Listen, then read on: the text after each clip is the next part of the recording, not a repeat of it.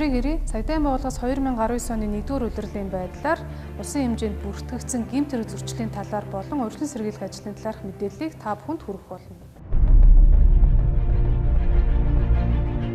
Дээрх хугацаанд цагдаагийн байгууллагад 52,000 орчим гомдол мэдээлэл ирж шалгагдсны 17,000 буюу 32% гэмт хэргийн шинжтэй, 33,000 буюу 64% зөрчлийн шинжтэй гомдол мэдээлэл бүртгэгдсэн байна.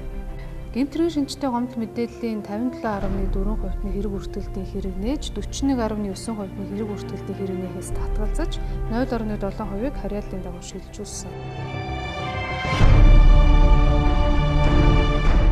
2019 оны 1-р удирлын байдлаар улсын хэмжээнд 474,807 зөрчил бүртгэгдсэний 73.6% нь Улаанбаатар хотод, 24.6% нь орон нутагт бүртгэгдсэн байна.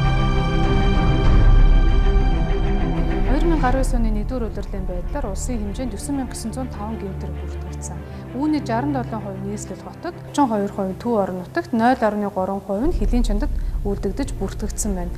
Нийт бүртгэгдсэн гэмт хэргийг өнгөрсөн оны мөн үетэй харьцуулбал улсын хэмжээнд 7.9% буурсан.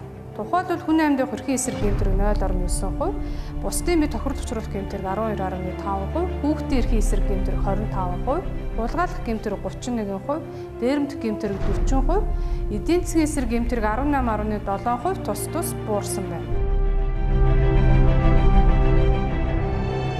Цагдаагийн байгууллагаас гэмт хэрэг зөрчлийн шалтгаан нөхцөлийг наривчлан тодорхойлж, иргэдийн санал гомдлыг шуурхай шийдвэрлэж, дуудлага нэгүрт хүрч ажиллан зөрчил гаргасан иргэн хуулийн этгээдэд хариуцлагын үр нөлөөтэй арга хэмжээг хэрэгжүүлж ажилласан байна. Өөрөөр хэлбэл гэмт хэргийн зөрчлийн шатанд нь илрүүлэн таслан зогсоож, урьдчилан сэргийлэх ажлыг иргэд аж ахуйн нэгж байгууллагатай хамтран дасралтгүй зохион байгуулснаар гэмт хэргийн гаралт буурч илрүүлэлт өссөн эерэг үр дүнд хүрснийг мэдээлж байна.